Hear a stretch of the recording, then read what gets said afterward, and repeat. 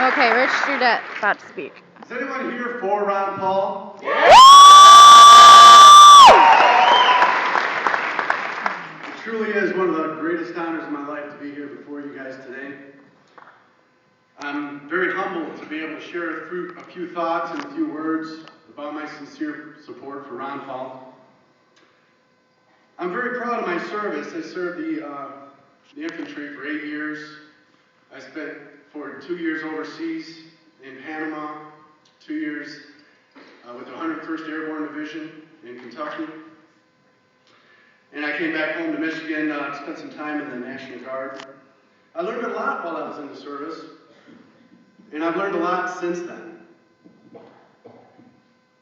When I got out of the service, I began to raise my family. I started to struggle through some of the things we all do, and I began to seek information from people that had the results that I wanted in life. This led me to learning and reading for myself, something that I'm certainly going to encourage my children to do. I started to learn some shocking things about the Federal Reserve System. I've seen some signs out there today.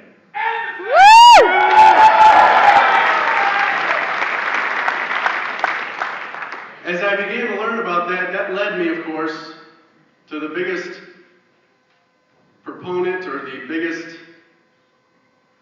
enemy of the Fed, and that's Ron Paul. Yeah. Woo! After leaving service, I want to take just one more second and honor the men and women who have supported their oaths, honored their oath to support and defend the Constitution. Amen.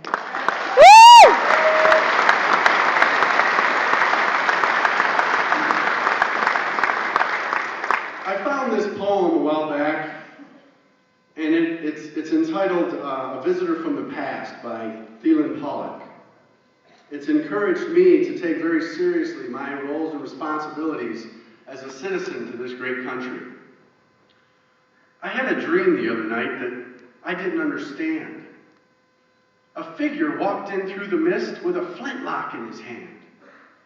His clothes were torn and dirty as he stood there by my bed. He took off his three-cornered hat, and speaking low to me, he said, "We fought a revolution to secure our liberty. We wrote the Constitution as a shield from tyranny. To future generations this legacy we gave, in this, the land of the free and home of the brave. The freedoms we secured for you we'd hoped you'd always keep, but tyrants labored endlessly while your parents were asleep.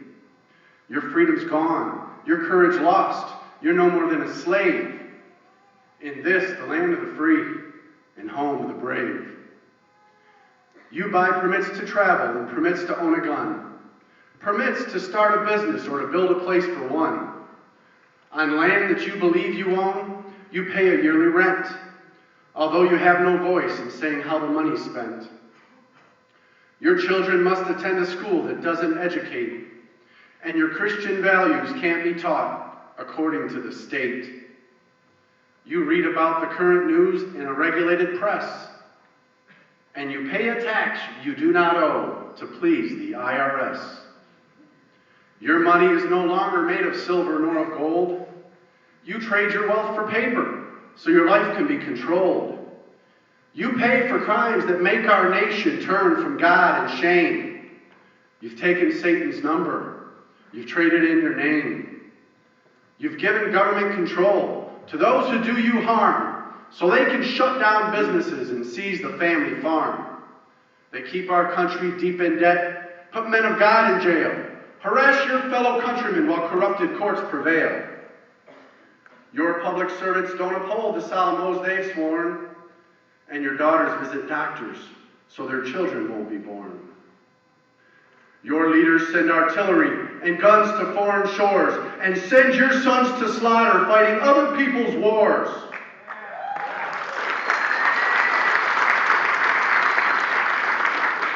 Can you regain the freedoms for which we fought and died? Or don't you have the courage or the faith to stand with pride?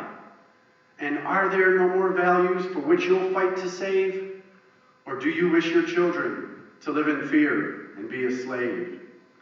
O sons of the Republic, arise, take a stand, defend the Constitution, the supreme law of the land, preserve our great republic and each God-given right, and pray to God to keep the torch of freedom burning bright.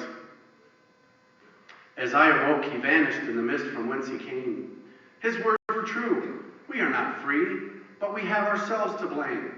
For even now, as tyrants trample each God-given right, we only watch and tremble, too afraid to stand and fight. If he stood by your bedside and dreamed while you were asleep, and wondered what remains of the freedoms he fought to keep, what would be your answer if he called out from the grave? Is this still the land of the free and home of the brave?